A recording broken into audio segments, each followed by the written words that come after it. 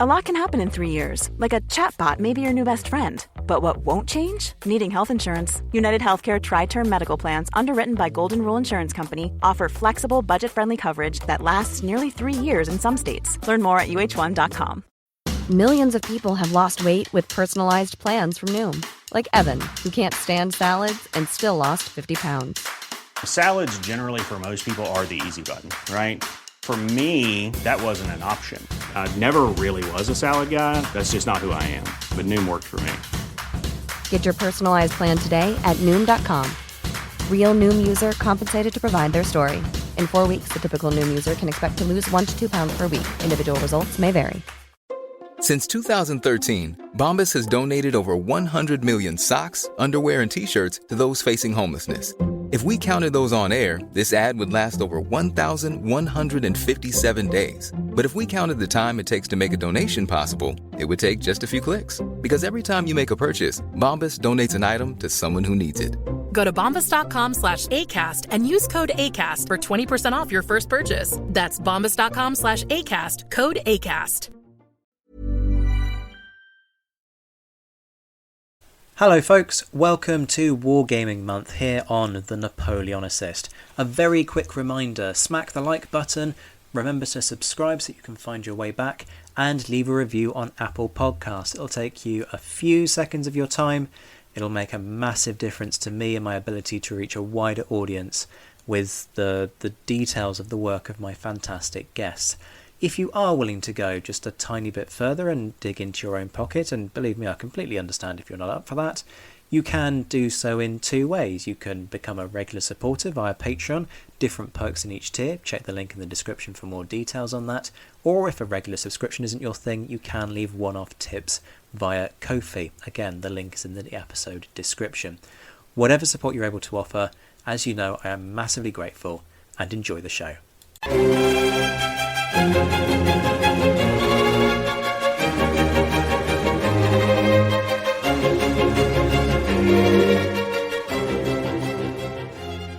Hello and welcome to the Napoleonicist and the final instalment of Wargaming Month. We've had a heady mix of laughter, of serious contemplation, we've had anarchy, we've had moments of utter disbelief, as we've looked at everything from board games to computer games to miniatures.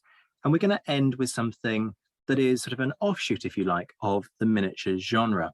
We are going to be talking about a brilliant new project that is creating what I am going to term the Great Waterloo Diorama. There are a few of them out there, but there is a brilliant new project involving Waterloo Uncovered that is seeking to build another one, which may well end up being the definitive article. Joining me to discuss this brilliant initiative are Peter Molloy, the Napoleonic commentator and researcher, treasurer of the Napoleonic and Revolutionary War Graves charity, and part of the Waterloo Uncovered team that is working on building this new Waterloo diorama. Peter, great to see you again. How are you doing, my friend? Hi, Zach. I'm very well, thank you. Thank you very much for having me. And we are also joined by James Cowan. James is a retired Major General with a particular interest in the Napoleonic Wars, and he has a deeply impressive CV. He runs the Halo Trust, which, for those of you who don't know, is a fantastic organization which basically tries to clear up the detritus of war in order to make war zones safe for civilians. Things like clearing landmines, trying to help people effectively rebuild their lives and return to some sense of normality in the wake of conflict. So as you can imagine, he's a very busy individual with the horrific situation out in Ukraine at the moment. He's also trustee of Waterloo Uncovered and has been the driving force behind this new diorama. James, it's great to have you on. How are you doing? Hi, Zach. Nice to see you. I'm really worried that because of Ukraine and Afghanistan, I haven't really paid enough attention to Waterloo recently. So you're going to ask me lots of questions and I'll probably have forgotten everything, but I'll do my best. Hey, we always say fake it till you make it, and that is definitely a theme on the Napoleonicist. If you don't know the answer, we just try and drag up some information that feels like it's relevant, and anything that's wrong just gets cut out in the edit, so I wouldn't worry. I've made plenty of faux pas that are deeply embarrassing that have gone out on air, so nothing to worry about there at all. Let's start with the question that I've asked all of my guests over the course of this month, which is about the personal element. I'm curious about your roots into miniatures and perhaps wargaming more generally? I mean, James, you presumably have done a huge amount of wargaming over the course of your time as a soldier. What were your experiences of that? But also, what about your involvement in this idea of miniatures as something to kind of use as a recreation and something that's just plain enjoyable? Yeah, I've actually never done any wargaming in my life, unless you count Afghanistan as that, which I don't. So no, I was a real soldier for 30 years, served in Northern Ireland, Germany, Africa, Iraq, and Afghanistan. I am a really keen military historian. My grandfather was a general as well, and he sort of kindled my passion for military history. My family are military in many ways, but actually the bit of my family that know about Waterloo had nothing to do with the army at all. They were industrialists in Scotland, and their mills were taken over by the government in 1810 because the government was running out of space for prisoners, largely after Ciudad Rodrigo. And so the mills were taken over, and 5,000 French prisoners were put up in their sort of factory complex at Pennycook, just outside Edinburgh. And Charles Cowan, who's my ancestor, was so appalled by their treatment that he set up a monument in the grounds, which still stands to this day. And it's the only monument to foreign soldiers on British soil, saying all men are brethren. So it always struck me as a pretty amazing thing. And those prisoners who survived, but many died, left Edinburgh in 1814 and marched down to Leith Docks and went home to France. And I presume, but I don't know, but many of them, I suppose, must have fought at Waterloo. And then his son went out to Waterloo in 1818, so not long after the battle. He witnessed a public execution, a guillotining in Brussels, and then he walked all the way from Brussels down to Waterloo. He went to Hougoumont. He got a tour there from no less a person than Lacoste, the local peasant who'd been the guide for Napoleon on the day. And he then went up to La Belle Alliance, and he sort of looked around the battlefield, found bits of detritus, buttons, bones, and it was all still pretty fresh at that point.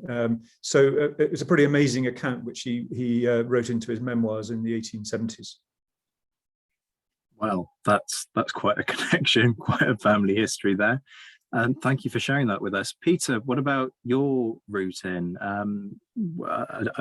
Perhaps you're going to wow us with a great ancestor that's got a link? No, nothing at all as interesting as that. I mean, my first time visiting the battlefield was at the age of 11 back in 1999. I pestered my parents to make a stop off there in the course of a family trip, and it's, I suppose, kind of been part of life ever since. It's been a recurring feature, returning there year in, year out. I was actually just back there for the first time at the beginning of March, so it's a place it's always lovely to reconnect with.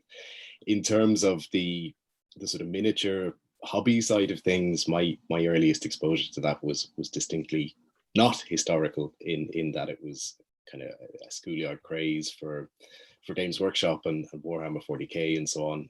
Back in the 90s, there was a brief flurry of interest in this, in collecting the different factions and so on. And that was probably my earliest exposure to this concept of sitting down and painting model soldiers and model vehicles and so on. And like all of those schoolyard phases, it quickly moved on after a couple of months. But from that, I discovered that there were also historical manufacturers that you could buy Napoleonic infantrymen or Second World War paratroopers or what have you. And I suppose I've never really looked back since. That hobby side of things has been part of life all the way through since then. I like this. We've got two different routes into this, which I think is going to make for a really interesting discussion. Let's dwell and dig a bit on the history of Waterloo dioramas specifically, not sort of dioramas generically, because there are a few of them out there, aren't there? Obviously, the National Army Museum has the cyborg model, which has its own layers of controversy due to that question of are there or are there not enough Prussians on the battlefield, and Wellington not being particularly happy with the balance there. You also have that beautiful one at the Royal Green Jackets Museum in Winchester, which, if memory serves, is something like a 1:9 scale in terms of men deployed on the battlefield, and it depicts multiple different moments across the battle. So it's not just a single moment, unlike the cyber model, which is set at a particular time. So why do you think there's been so much focus on Waterloo as a subject for a diorama? Is it that it's just more compact, that it's more famous, or is there something else about it?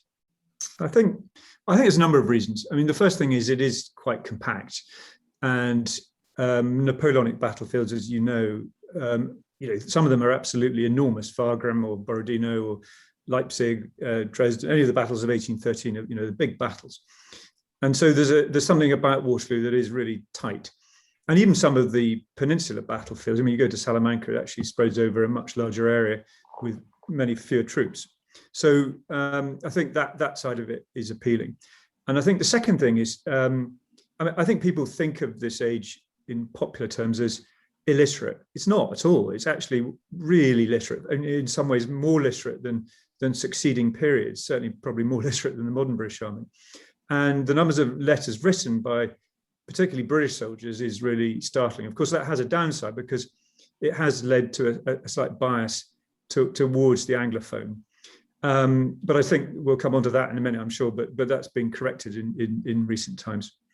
I think there's also something about the fact that this is the denouement of this 20-year world war. It's the final big battle. I think that is really important. And of course, it is not a purely British victory, but it is a British victory. The British win, and it heralds an age of British supremacy within Europe. So, it's not surprising, therefore, that the British want to celebrate it. So I think for all those reasons, the fact that it's so well documented, and we'll come back to Sibin, I'm sure, that's why it's been such a focus. Peter, what about your thoughts on this? What's your sense about the existing dioramas and their ability to engage, as well as some of the issues that they present? Yeah, I mean, I'd agree completely with James's points there, and I think something else that's quite important is the fact that what we're talking about here in general, in terms of diorama model making and so on, it's ultimately it's a visual practice, it's a visual hobby, and this is an incredibly visual period in history. It's probably the last real visual period of warfare. If you look at 1815, you've got so many different nationalities, so many different contingents represented on that battlefield on the 18th of June, and to a certain degree, it's a kind of a model maker's paradise. You've got Scottish Highlanders, you've got Brunswick Hussars, you've got French Old Guardsmen. There were so many different costumes and regimental distinctions and so on, and I think that really lends itself to trying to recreate that and trying to pay tribute to it in miniature. If you move on from 1815 kind of into the 19th century, certainly into the 20th century, you see a growing trajectory towards uniformity, towards drabness and so on. So perhaps it is that last real visual spectacle in warfare terms. Is there a temptation to just sort of be inspired by the Lady Butler paintings and just think, oh, but to recreate that in a three-dimensional form? I think there probably is to some degree. I mean, of course, the reality was that, two really important points. First of all, this is the fag end of the Napoleonic Wars, and the sort of the great age of dressing up was over. The French had run out of money, didn't have any time, and this was a fairly ragtag army that arrived on the field of Waterloo from the French perspective. And secondly, they were all, whichever side they were on, covered from head to foot in mud. I think it was probably a much darker looking spectacle than perhaps we imagined. And, whether it was red or blue, the predominant color was probably brown. We might get onto that in a moment in terms of the challenges when it comes to painting this. And there's a whole discussion, isn't there, about realism when it comes to these armies. And that's a challenge in itself. I mean, as I say, we will discuss this, but that's a really important point here about the fact that actually these armies didn't look like a Lady Butler painting. And as you say, being covered head to toe in mud is probably the great uniformity amongst these men. Let's talk about this specific project.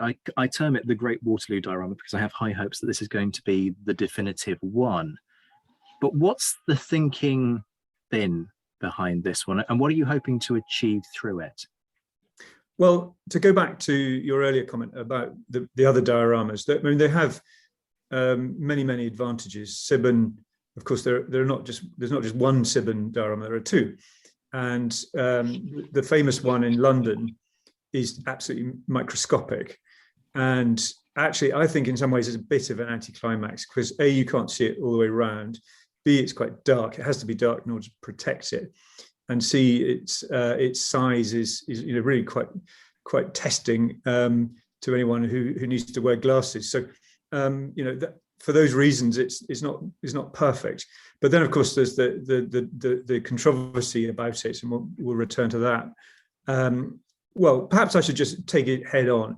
I personally think people are unfair on Sibben. I mean, we live in an age where for the last 2 years it's been pretty hard to travel because of COVID. Well, I mean, imagine trying to get around Europe and write to a load of people who you don't have email addresses for to find out what they thought when you don't speak French or German. I mean, I think he did a pretty remarkable job finding out as much as he did from the people that he was able to write to. I think even in this age, that would be quite difficult. So the fact that not many Frenchmen wanted to talk, well, maybe that says more about a sense of French resentment at what took place than actually Sibben. And secondly, the fact that he took an Anglophone view. Well, I think he did actually try and reach into the Dutch, into the Prussian communities, but perhaps not as deeply as we would have liked today. But I think that's a function of the times rather than of his particular instinct. And then the question of the removal of Prussians from the diorama. Well, as Churchill said, history will be kind to me because I intend to write it. And so, as with Wellington, he wasn't going to have his battle taken off him by someone else. And, frankly, who can blame him? So I do think there's a slightly whipped up controversy by modern historians who, they need to write a revisionist narrative in order to sell their books. And I think the truth lies somewhere in between. But I fully accept that the diorama we can do today will have a better understanding of the battle than what he did. And that's the primary motivation. The second motivation is that, I like the Winchester model. It's been extensively cleaned and refurbished. And it's great fun. It's an entertainment, but it's by no means ever, and it was never intended as a piece of objective academic research. It is a swirl of activity. In fact, it's a swirl of many activities because it tries to represent all the main events of the battlefield all at once. So it just looks like a sort of massive, pitch invasion at a rugby match than an actual true representation of the battle. So for those reasons, I think it lacks something. There's also some great dioramas in Germany. The Germans really do have a long tradition of doing this stuff well. And for those who haven't seen the Kroben 1813 diorama, which is a part of the Leipzig battle, that's well worth seeing. And there are others of Waterloo as well. So the Germans really know how to do this. So quite a bit of my inspiration for getting this right comes from the modern efforts of German diorama makers. And what made you actually want to do this? And then that's a question for both of you. Why, for you, James, as the instigator behind this project, what made you want to kind of hit reset, if you like, and do this again, but from the sounds of it, sort of do it properly and incorporate a lot of the latest research into it? So I think, like all three of us, have had a long-standing interest and passion for the period and for the battle. So that was the instigator. I got going on my own initially, and I suppose I got to about 30,000 figures, which I think was not a bad effort.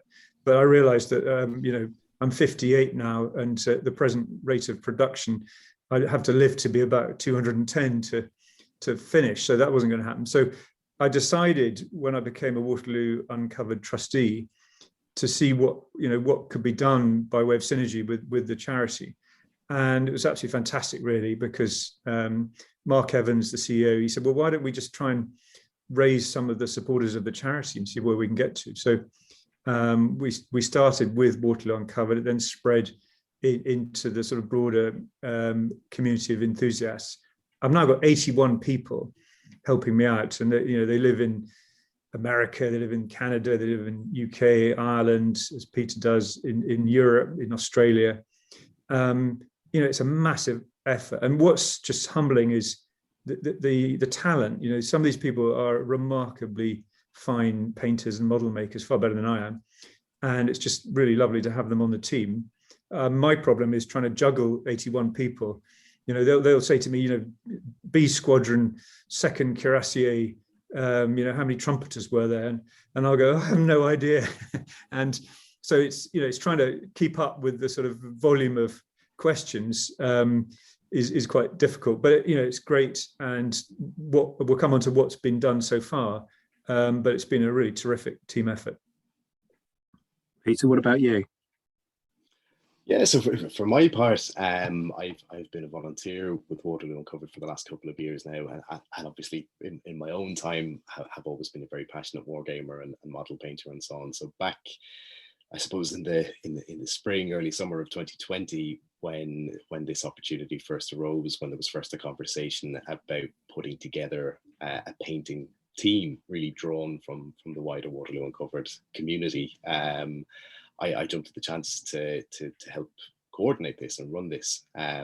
So we put together that initial painting team of about 7 people, the vast majority of whom were either veterans or else were serving military personnel drawn from that kind of Waterloo Uncovered background. And we got to work on our first unit, which was a battalion of Prussian Landwehr for the Plans Noir section of the diorama. And something that was really, fitting about that was first and foremost to have that veteran and that serving personnel involvement that's really at the heart of what Waterloo Uncovered is about. And also the multinational aspect of it as well. We had, painters, even on that relatively small team of 7 people the first time around, we had painters from the UK, from Ireland, from France, from the Netherlands. And that's just so appropriate in the context of Waterloo. I think it's a multinational episode. It's a European battle, so it was really lovely to have that reflected on a much smaller scale in that team. What Peter's done, most of the people contributing have taken on a whole unit, so there's a sort of consistency in what they do. So what Peter's doing is coordinating smaller contributions, and that's a really hard thing to pull off because you get different styles, you get people, some of whom have never painted anything before. And what was so fantastic was when this first battalion, he's now doing a different battalion, but when the first one arrived, it was like the same person had done it. And I don't know how much effort Peter had to sort of put into just standardizing everything, but he'd really pulled off, in terms of colors and making sure they all painted with the same paints and same style. It was a great effort. And, that doesn't come easy. So I'm really grateful to him, to Peter and his team for managing that. I think that's very nicely done. I've been having discussions with Peter myself about how he's done it and whether or not a certain rank amateur like myself would be any use to the team. I'm convinced that the answer to that is no, but Peter's decided to be very kind and indulge me. So we'll see how that turns out. Stay tuned to Twitter. You are our latest recruit, yeah. Which is brilliant. You have me painting Frenchmen, though, I believe, which is going to be, that's a turn up for the books. Not sure I'm going to be able to live that one down on Twitter. I want to just dwell a little bit on Waterloo Uncovered's involvement, because, and we'll talk more about the charity, which I absolutely adore in terms of what it's seeking to do on many levels. But this is a really interesting alternative type of therapy, isn't it? And in the past, I've had the pleasure of interviewing Stuart Eve about the archaeological dimension of that therapy and the way in which they provide wider support around that. But this is a different route in. Is this something that was sort of forced upon the charity in part because of lockdown and because that cancelled so many plans in terms of going out to Waterloo, or was this something that was just in the pipeline already as, let's try an alternative means of supporting these veterans? I think it preceded COVID, actually, but it undoubtedly it was not lost on any of us that there is a therapeutic benefit to this, because it's calming, it's peaceful. You can sit there listen to the radio or listen to your podcast, Zach. And Nicely done. You can essentially, just a repetitive, pleasing activity like this can be really good for people's souls, I think. So I do think it has that huge benefit. And I'd strongly encourage anyone listening to this who would like to take part and can see the value of that to join in. We can always take more. I mean, my little head will explode with having to think about more units and more emails, but we can always accommodate more help in this particular project. Absolutely. Thank you for the plug there. That is hugely appreciated. But what I would say is, if a rank amateur like myself is welcome on the team, then there are some very skilled painters out there on the miniatures circuit who would do a beautiful job. So we will make sure that there are details in terms of how people can get involved, which are going to be posted not only at the end of this episode. We're going to have so if you want those details now, fast forward right to the end. Please do come back to listen to the rest of the interview. But also there will be links in the description, folks, that you can find out more about how you get involved. I want to talk about research and sort of nitty-gritty details, because I've really liked how there's been a talk about the multinational element already within this, and that we're not just going for that classic British versus French, that sort of redactive almost characterization of Waterloo as Agincourt round 2 or something bizarre and hugely frustrating like that. But there's a lot of new research that's gone into this, and there are still competing opinions and disagreements, as is historians' way. If we weren't arguing about something, we'd be out of a job. So how do you go about incorporating that research? Because there's a sifting process that's got to be done there. You've got to make a judgment on, actually, on balance, I think X is probably right and Y is probably wrong. So talk me through how you're doing that. So the first thing is that this is a snapshot and not a prolonged narrative. So the snapshot is 1800 hours on the evening of the 18th of June. And we've chosen that moment, which is actually later than the second Sibbon diorama at Leeds, which is about the Derlance attack to Picton's division and the cavalry counterattack. And it's earlier than the first diorama in the National Army Museum, which is the attack of the Old Guard. So an hour or two later. So this is chosen because it's really the optimum action moment at Waterloo. You've got from sort of around this great arc of fighting, you've got the action at Hougoumont. You've got the French cavalry charges turning into a sort of combined arms effort with horse artillery and some skirmishers coming in to support the cavalry. You've got the fall of La Haye-Sainte. You've got Derlance Corps really in a long, extended contact engagement with the British left. You've got the fall of, the attack onto Papelotte, because although General Dirac claims to have captured it, the evidence probably suggests he didn't. He got into the garden, but not into the farm of Papelotte, and then all the way down the French right flank, between Zieten's corps and then Boulot's corps into Plancenoit, and the various assaults onto Plancenoit, and of course the various parts of the French army fed into the fight in Plancenoit with the Lobau's corps initially, then the Young Guard, and then elements of the Old Guard. So it's a snapshot. And what's really interesting is that even some of the most expert historians on this, and we're talking to people like Andrew Field and Gareth, that they don't actually know where particular units are. Almost impossible to say. There is no evidence for, the exact locations of the battalions of the Young Guard in Plancenoit. One just has to, at some point, to take some militarily, tactically sensible judgments. And of course, that's where I find it really interesting from my perspective as an ex-soldier. Just how do you feed in so many troops into such a small area? Now, it's fine when you're in the open field system, but when you're into, a very tight battle space like Plancenoit, how do you cope with that? How do you fight up the high road, on the southern flank of Plancenoit, How do you manage to fit these troops in? What happens to echelons? As one brigade is sort of expended and falls back, and then another one comes through. It creates tactical problems that you need to solve on the diorama, and sometimes history can only take you so far. At some point, you just have to come to a judgment.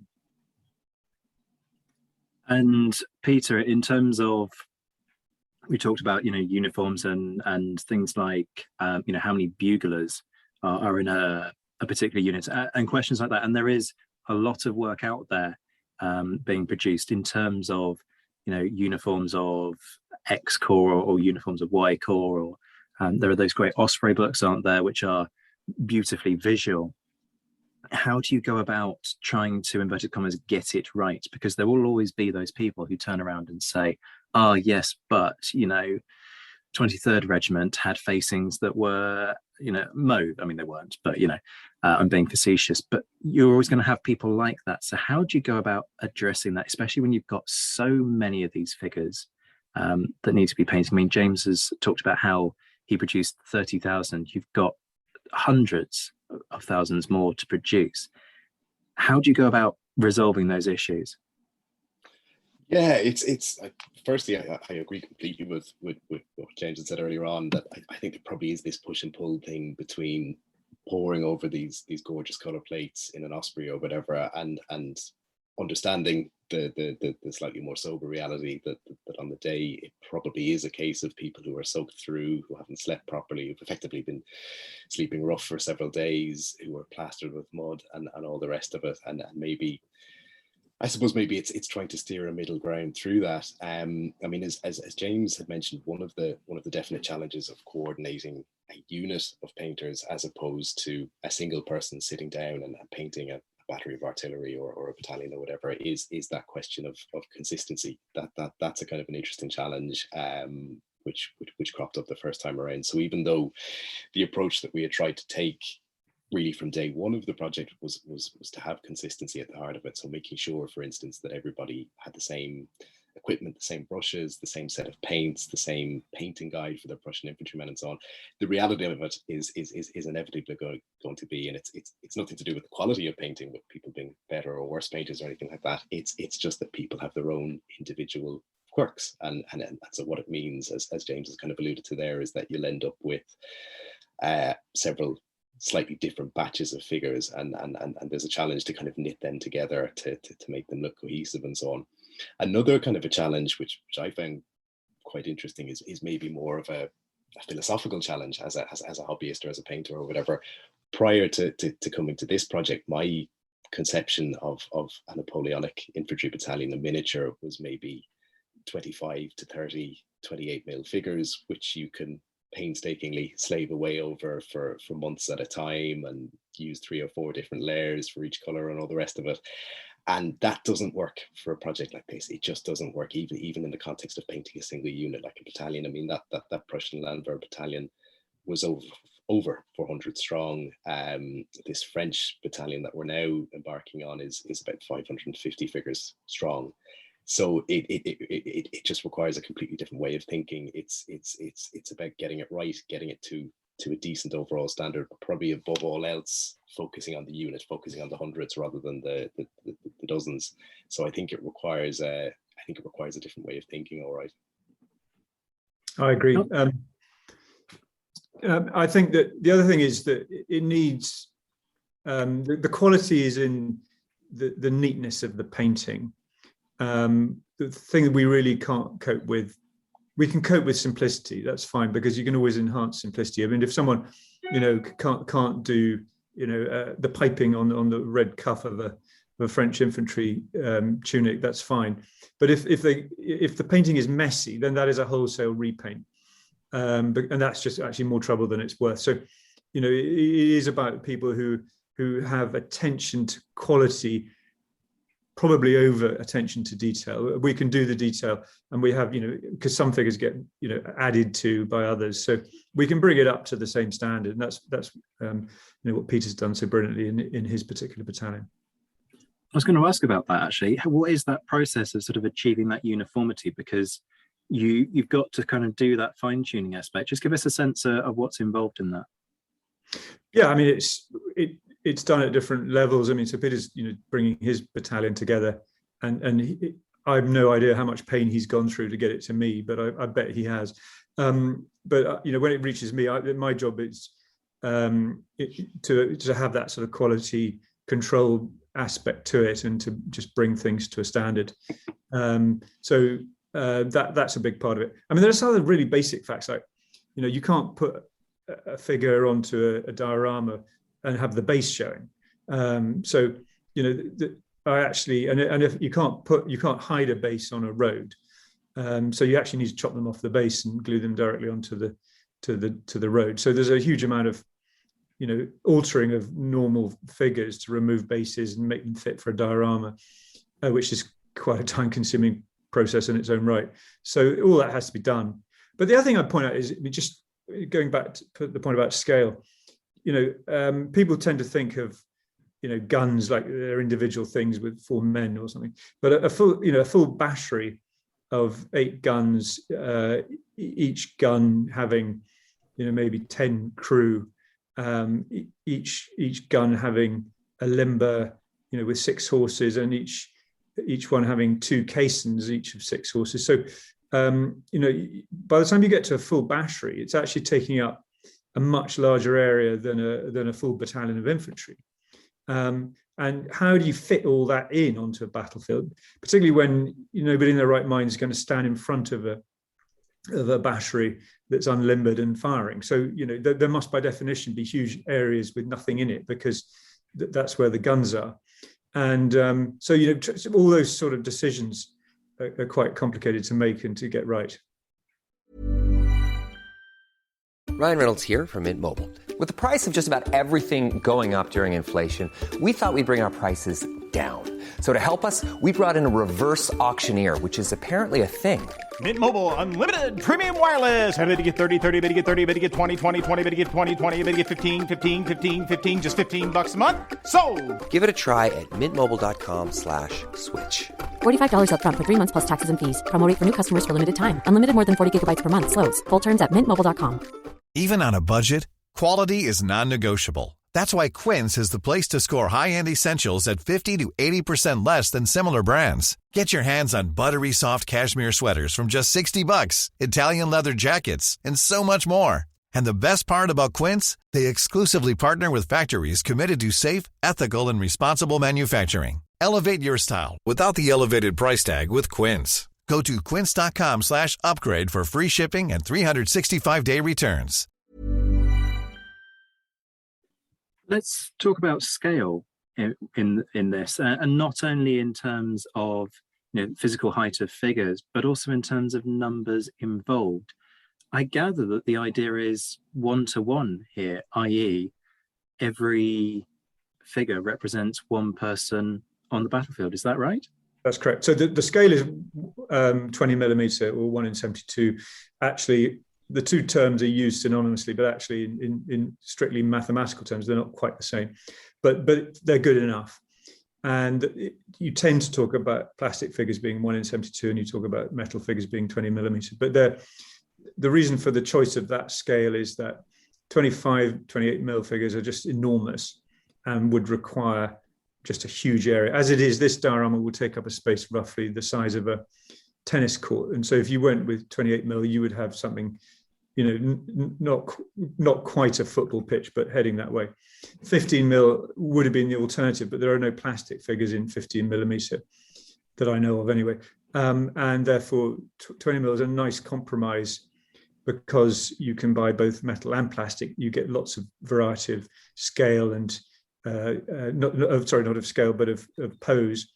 And so that's why we've gone with it. But yes, it is a 1-for-1 diorama that we're creating here, which creates, what is 1-to-1? What the official strength of those units on the 14th of June, of course, wasn't what they were at by the time they fought at Ligny and Quatre-Bras.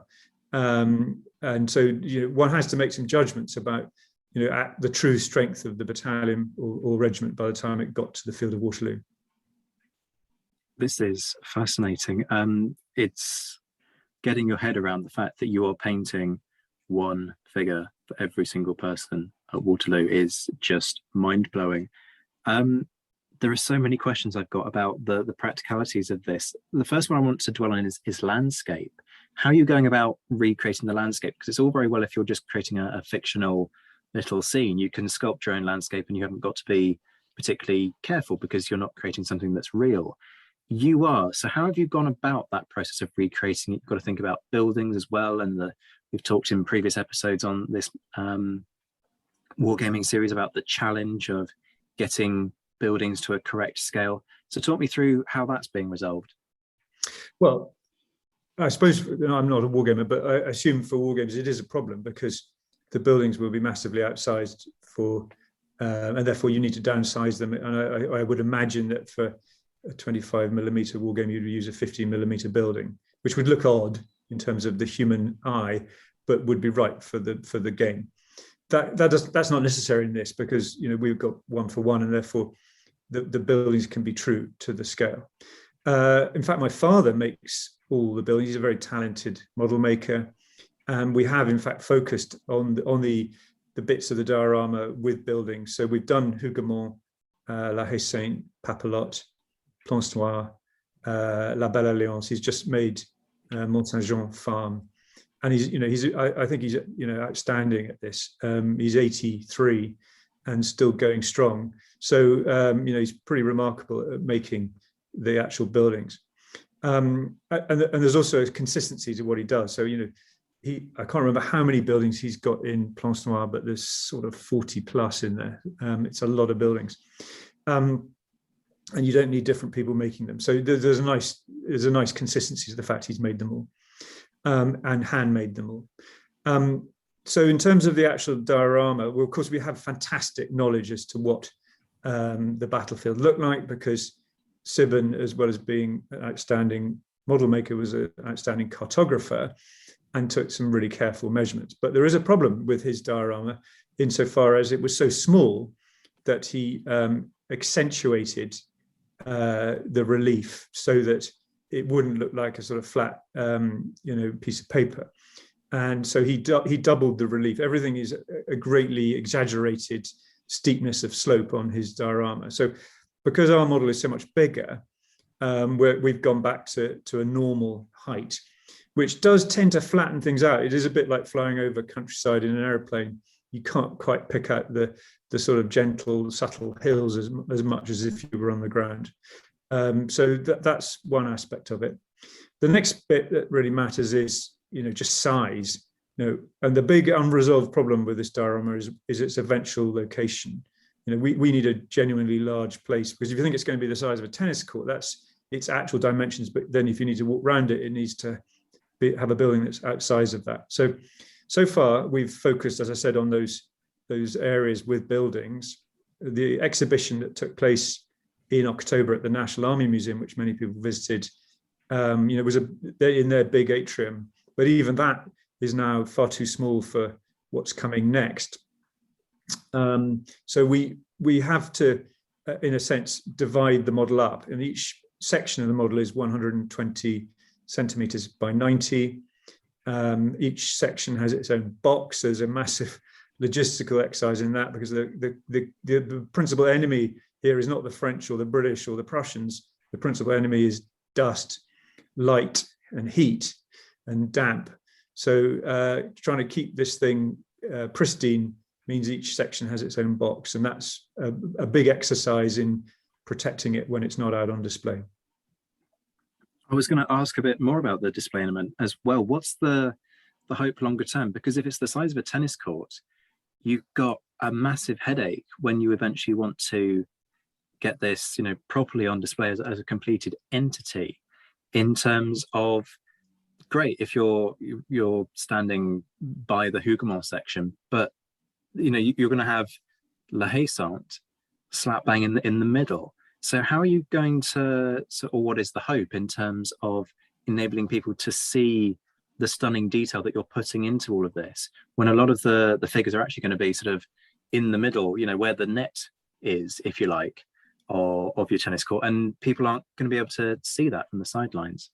Yeah. So, I mean, one of the key takeaways from this diorama is that people view the battle as a series of acts. D'Erlon's attack, Hougoumont, the cavalry charges, La Haye Saint, Plançois, etc. And it's a bit like the film of Waterloo. It's a series of acts. In reality, of course, it was an arc of almost continual fighting all the way around. So if you imagine it as a sort of almost like a sort of boomerang from Hougoumont all the way around to Plançois, you can visualize how the diorama doesn't need to be a square. So although it will take up the space of a tennis court, the intention is to, in fact, make use of the areas that pretty much nothing happened and hollow those out and be able to walk right into it. So the intention is to build walkways right in so you can get right into the middle. You're not in some way looking through a pair of binoculars at 20 meters distance. So all that work that Peter and others have put in isn't going to be wasted. You are actually going to get up close to it. I'm curious. I mean, this is fantastic. The best descriptions of Waterloo, the best histories of Waterloo, in my opinion, are the ones that manage to pull together that kind of continuous element and are able to take you from what's happening at Hougoumont, flick you across to Plançois, and so on. So I'm delighted that this is being done in the way it is, because that's exactly how, to me, if you're going to do this should have been done. I want to talk about horror stories within this. So if I may, and feel free to actually say, no, I don't want to share any of those. But there must have been moments when something went horrifically wrong, or you had somebody sort of turn around and say, so yeah, you sent me a guide on how to paint these, but actually I decided that they looked much better if I put bloodstains all over the bayonets, so I've just done that. Do you get any of these horrendous moments where somebody drops a box, or where somebody turns around and they've gone completely rogue? Are there any kind of stories like that you want to share? So, I mean, I've got one I'll tell against myself. I'd finished the 52nd Light Infantry, the biggest British battalion at Waterloo, so big, in fact, that it was divided into two squares, because there were really enough troops in that regiment to be two battalions. I give it a spray matte varnish to protect the figures, and I had not appreciated that if you don't want to spray that stuff inside, so you take it outside, and it was a cold, frosty morning, and I hadn't appreciated that if you spray matte varnish outside on a cold, frosty morning, you immediately capture the water particles in the air, and you give your battalion a grey mist. So that was a don't repeat that mistake. I mean, fortunately, I've been able to recover it, but it was a little disheartening to have a battalion of nearly 1,000 men in that way. But anyway, we're over that. The second one is a really nice guy, lovely guy, very keen American who had never painted Napoleonic figures before. He offered to do some cuirassier, and he found a picture of the aforementioned cuirassier and sent them to me full of enthusiasm. And I felt so sorry for him, but also disappointed by what arrived, which was that he had painted the entire unit as trumpeters. So they all wore green coats and had white horsehair plumes.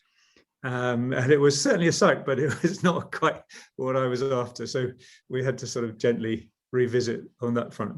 But there we go, two incidents that I can mention. Wow, poor guy. Yeah, my heart goes out to you on both counts, actually. Those are not easy situations to resolve, either of them. Peter, what about you? No, thankfully, I think things were plain sailing. I think as dramatic as it got with our first unit was probably just packaging them up. That was weirdly challenging at the very, very end. Once everyone had sent the figures back in and they were all together, I remember sitting here at the table here one evening, putting them all together to send them back over to James, and there is suddenly this moment of anxiety where you think, what's going to happen to these crossing the Irish Sea? Will they make it, or rather, will they make it in one piece? But thankfully, they did. There was no drama in the end. Let me ask one final question before we deal with sort of the nitty-gritty end of the episode. Casualties. Now, this is a difficult kind of moral dilemma, isn't it? Because it goes without saying that there would have been, we know that there were tens of thousands of casualties as a result of this battle. But how do you include them, and how do you include them sensitively? There aren't any obvious solutions to that, but I'm curious about how you folks have kind of discussed that and what your thoughts are and how you're going to address that. I think you have to confront it head on and be historically accurate. And I'm just not willing to have a diorama that's kind of airbrushed.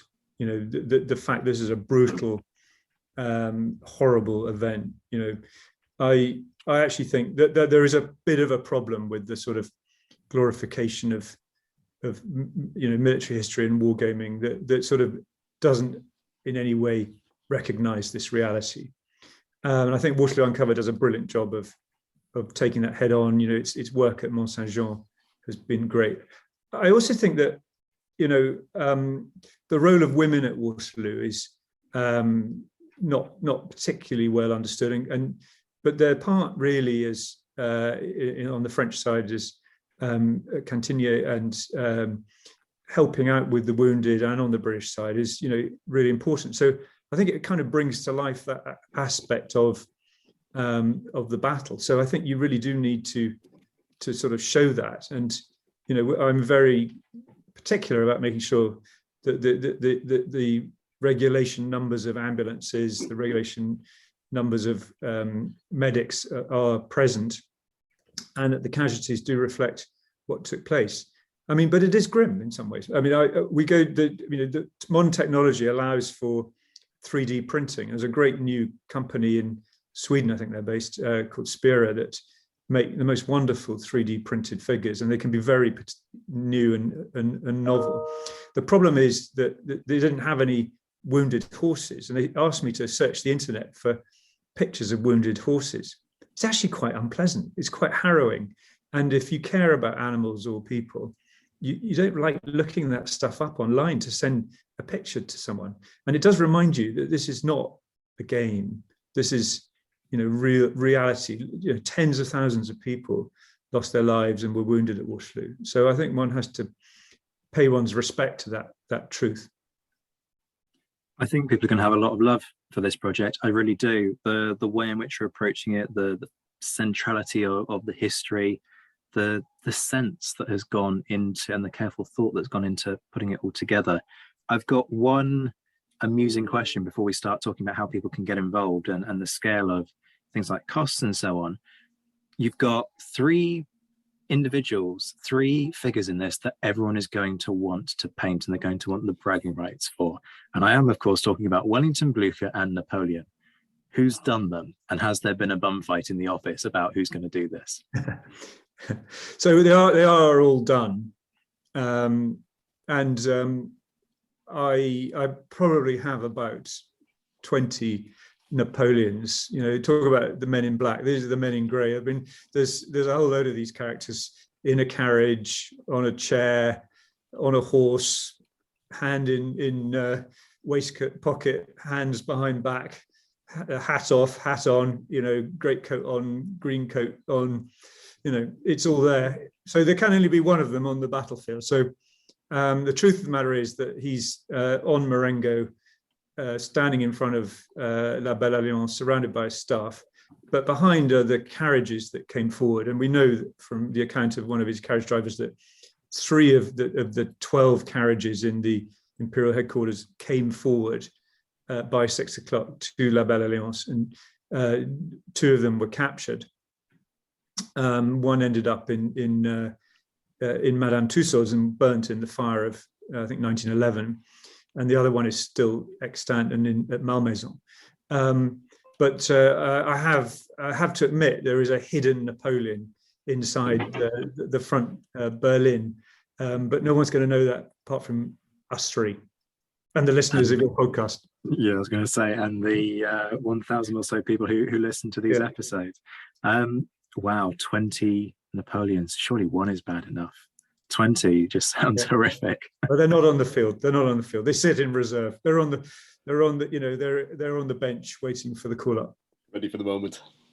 I'm just imagining now Napoleon arguing with himself, but I don't know if he would argue with himself because he was such a narcissist. See Kos's paper for more on that. That sounds brilliant. Who did Wellington? Just because somebody out there is going to be sitting there sulking, going, I wanted to do Wellington. It's not fair. Yeah, so there's a really great dioramist in Germany called Thomas Mischak who's been incredibly supportive of the project, and he has a friend who contributed 4 wonderful little vignettes. So Wellington has come in from there, and then Blucher is everyone's getting to paint someone from a different nationality. So I paint the Frenchman, the German paints the Brit, and the Dutchman Andre Delvert, who's contributed a huge part of this project. He's just an absolutely amazing guy. So he has done Blucher. Fantastic. So there you go, folks. Don't now sit there and sulk about the fact that you aren't going to be the one who's asked to paint Wellington or Blucher or Napoleon. They are three of the least colourful characters on the battlefield, of course, because you got these sort of dark colours, greys and blues. They're not the most exciting of uniforms. This is absolutely true. I want people to get involved. I really want people to support this. The costs, they must be astronomical. A set of these figures, it isn't going to break your piggy bank if you're buying, a single kit of, let's say, 20 figures. But when you're doing a one-to-one, it must be an astronomical cost. So give people a sense of the costs involved, the paints, the brushes, the postage, and so on, and the sort of ballpark figures. And then crucially, how can people, first of all, support this in a financial sense, but also from a practical sense, because time is the big issue here, right? With so many figures to paint, how can people get involved? Yeah, so perhaps I could take the time thing first. I mean, just to give a sense of the stages of this. Stage 1 is now complete, and that's the various buildings, and that was done in October. Stage 2 is the French cavalry attacks onto the squares, and we're going for the summer of 2023. And then stage 4 will be the Grand Battery and Berlin's Corps to the east of the main road, and then in stage 5 we'll be joining it all up. So it's going to be happening over a series of years. So how can people be involved? Well, of course, many people who are interested in this have already made a sort of investment in terms of paints and brushes. So hopefully that's not too much of an issue. But if you aren't yet into this and you don't have any of the stuff, we do need people to be able to buy their own brushes and paints, and we can advise on where to get those, but we're not in a position to provide those. For figures, we tend to be a kind of, if you can buy them, please do so, but if you can't, we have stuff in reserve ready to allocate. The trouble with doing an allocation is you get what there is, not what you want necessarily. So if people can afford it, they tend to buy the figures themselves. And the other thing is I can't be sending easily now with Brexit figures abroad, particularly if they're metal, because of just the sheer weight of it. So I tend to, if people want to volunteer from other countries, ask them, they do need to be able to source their own figures. So that's the way it goes. Basically, I maintain a master spreadsheet. I know which units aren't allocated, and we take it from there. But there is still space for more. Lots of units are allocated. We've got 81 people involved with the program at the moment, about 15 who've done a unit, and that's probably their lot. But so it's pretty fantastic.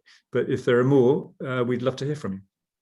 And how do they get in touch with you? Do they go via Peter, or do they come direct to a website? How does it work?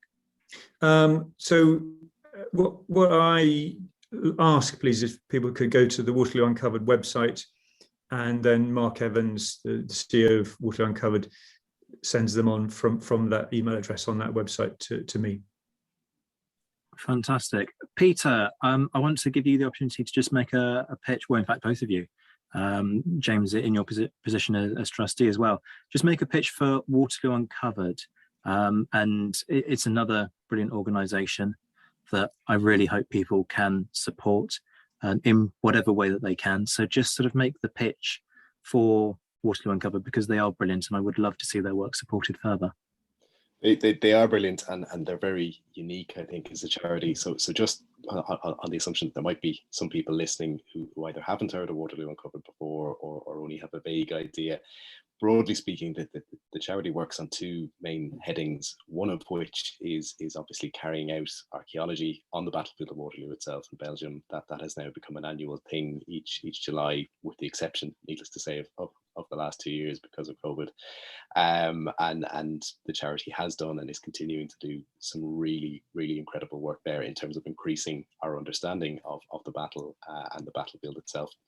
But just as importantly, and it's kind of been a theme running through our discussion today, is the work that it does with veterans and with serving military personnel. So in other words, with those who have been directly affected by military service and by conflict of a much more recent nature. So at the heart of that is bringing people out to Waterloo, bringing participants out there, and giving them the chance to actually get hands-on and participate in that archaeology. But as well as that, it's probably really important to say, again, especially in the context of the last 2 years we've just had, is that Waterloo Uncovered does an incredible amount of work all year round. It's not just about that 2 weeks out in Belgium and so on. And in particular in 2020 and again in 2021, when it wasn't possible to do that, to pack the bags and the trowels and go over there, there has been a huge amount of remote and virtual activity taking place, of which our painting team is just one very, very small slice of that overall activity. So I really would, on the assumption that anyone listening to this is going to be a Napoleonic enthusiast, if you haven't come across Waterloo Uncovered before, I really would encourage people to head across to the website. It's www.waterloouncovered.com. Have a look at the social media as well. Have a look at some of the videos on YouTube, Twitter, Facebook, etc., to get an idea about what the charity is up to, and also to get an understanding of some of the ways that you can support that work in the future, including through donation. Absolutely, and it's worth saying that there's a great educational element as well that the charity is involved in. It's not just about supporting the veterans and doing the research, it's also about getting that information out there and bringing those fresh perspectives, which is genuinely brilliant to see, and it's a deeply impressive operation. James, is there anything that you'd want to add to that on Waterloo Uncovered? No, I completely agree with Peter. I think it's a fantastic little charity. It just combines, a deep sense of caring for ex-veterans with a passion for the archaeology and history of Waterloo. And I think we live in an age, we're speaking at a moment of incredible pain for Europe in the form of a war now in March 2022. But we mustn't forget that lots of people have served in conflicts recently in Afghanistan or Iraq or earlier. And sometimes the immediate pain of war gives way to a much more chronic and long-term set of issues. And Waterloo Uncovered is a very peaceful, friendly, lovely way to bring veterans together and others in a community, and to just have a great sense of pleasure and fun in studying something such as the Battle of Waterloo. And James, can I also ask you to just say a few words about the Halo Trust, an organisation that must be run ragged right now with everything that's going on in Ukraine. Perhaps you could just give us a sense of what the Halo Trust seeks to do, what you're involved with and having to deal with right now, and again, how people can support the organisation. Oh, that's so kind, Zach. Thank you. So Halo is the world's oldest NGO dealing with the debris of war. We've been going for over 3 decades. We started in Afghanistan in 1988. We employ 10,500 people around the world in 28 countries. Afghanistan is still our largest program. We have 2,500 people there. Our mission is really very straightforward. We save lives by clearing up landmines, bombs, and other munitions. And we restore livelihoods. So once the land is cleared of landmines or other ordnance, farms can start again. If in cities, we work across the Middle East, shops can open up, buildings can be rebuilt. So we're in all the major sort of war zones you'd expect: Afghanistan, Libya, Yemen, Syria, Iraq, Somalia. But we're in Ukraine as well. And I've got 430 people there now. We set up there in 2016 to clear up the debris of the 2014 war. So we're out east in the Donbass, and we've got 21 people in Mariupol. You can imagine the appalling situation there over the last 4 weeks. And we've got the bulk of our program further north in Kramatorsk and in the rural area around there. We're establishing a new program in the west of the country at Lviv. And of course, we hope and pray that Mr. Putin will leave and peace will come, and we will be there for the post-war clear-up. Of course, he may not, and the war may continue, but with luck, there will be a free Ukraine in the west of the country in which we can operate. But right now, what are we doing? We're doing brisk education for millions of Ukrainian children and civilians. We're doing survey. For humanitarian corridors, absolutely essential to make sure that there are no landmines or other ordnance on those roads. We've got a lot of people who are paramedics, so we're able to assist with all of that. We can do route proving, and of course we can do explosive ordnance disposal. So it's a massive task for us at the moment. We've been overwhelmed by support from the British public and from around the world. So if anyone is able to help Halo, we'd be most grateful. Folks, check the description below this episode. You'll be listening to it on Apple Podcasts or wherever it is. There is a descriptor for every episode. Go and have a look at the details of that. There's a one-line summary of what the episode's about, and then below that there will be links. We will have links to the Halo Trust. We will have links to Waterloo Uncovered so that you can get involved and support these brilliant organisations. James, Peter, it's been a fascinating conversation. I've absolutely loved it. Thank you so much for wrapping up Wargaming Month for us here on the Napoleon Assist. Thank you, Zach. Thank you so much for having us. It's been a pleasure.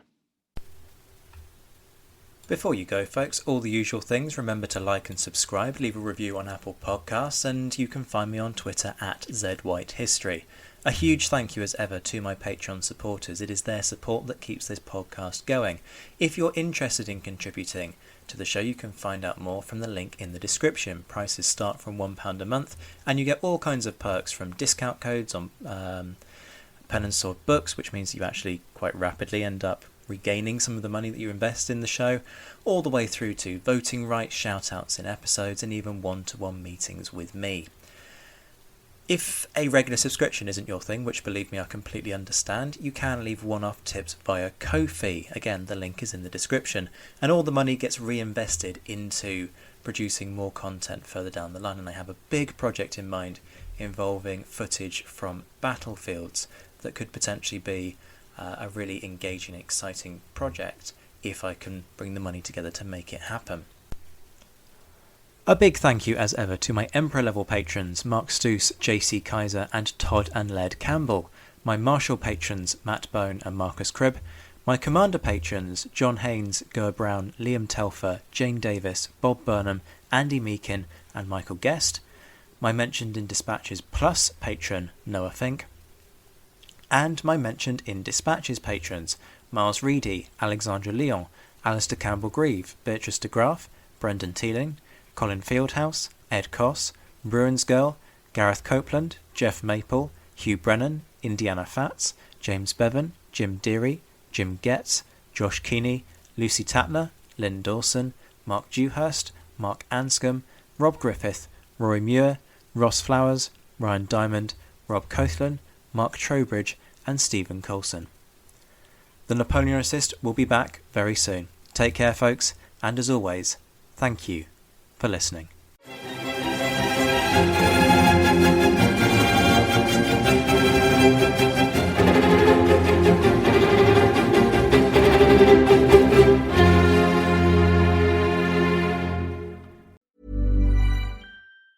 Hey, it's Danny Pellegrino from Everything Iconic.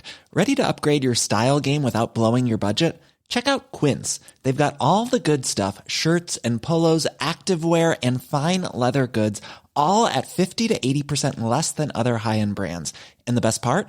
They're all about safe, ethical, and responsible manufacturing. Get that luxury vibe without the luxury price tag. Hit up quince.com/upgrade for free shipping and 365-day returns on your next order. That's quince.com/upgrade.